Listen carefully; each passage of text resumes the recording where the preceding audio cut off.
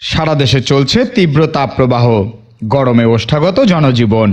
চাঁদপুরের হাজীগঞ্জেও তাপমাত্রায় অস্থির মানুষ। পথচারী, যাত্রী ও চালকদের গলা যেন অনেকটাই শুষ্ক কাঠ হয়ে থাকে চলতি পথে। তীব্র তাপদাহের কারণে জনজীবনের এমন ভোগান্তিতে কিছুটা স্বস্তি দিতে পথে নেমেছে হাজীগঞ্জ ফায়ার সার্ভিস ও সিভিল ডিফেন্স স্টেশনের সদস্যরা। কর্মব্যস্ত পথচারী, স্কুল কলেজের শিক্ষার্থী ও গাড়ি চালকদের মাঝে প্রায় এক সপ্তাহ ধরে পানি, স্যালাইন ও লেবুর শরবত বিতরণ করছেন তারা। তাপপ্রবাহ না কমা পর্যন্ত তাদের এই কার্যক্রম অব্যাহত থাকবে বলে জানিয়েছেন হাজীগঞ্জ ফায়ার সার্ভিসের senior station officer Iqbal Hasan. Hajiganj fire সার্ভিসের এমন উদ্যোগের প্রশংসা করছেন সাধারণ মানুষ। কর্মীরা সর্বদিতে আছে, তারা উপকার করতে আছে, গরম দিয়া যথেষ্ট মিডিয়াম ইয়ে করতে আছে, শান্তি করতে আছে।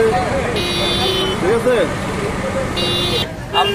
আমরা তো মানুষের জন্য, জনগণের জন্য কাজ করে থাকি। হঠাৎ করে আমাদের ডিপার্টমেন্ট চিন্তা ভাবনা করে দেখবো যে আমরা যদি মানুষের মাঝে একটু সাদা পানির ব্যবস্থা করতে পারি তাহলে একটু স্বস্তি পায়। অনেকের আছে যে গাড়ি চালাচ্ছে, ব্যস্ততার জন্য কিনতে পারছে না, কিংবা অর্থের অভাবে যেভাবে কিনতে পারছে না। কিন্তু আমরা কিছুটা পানি আয়োজন করেছিলাম আজ থেকে আরো গত 4 দিন আগে।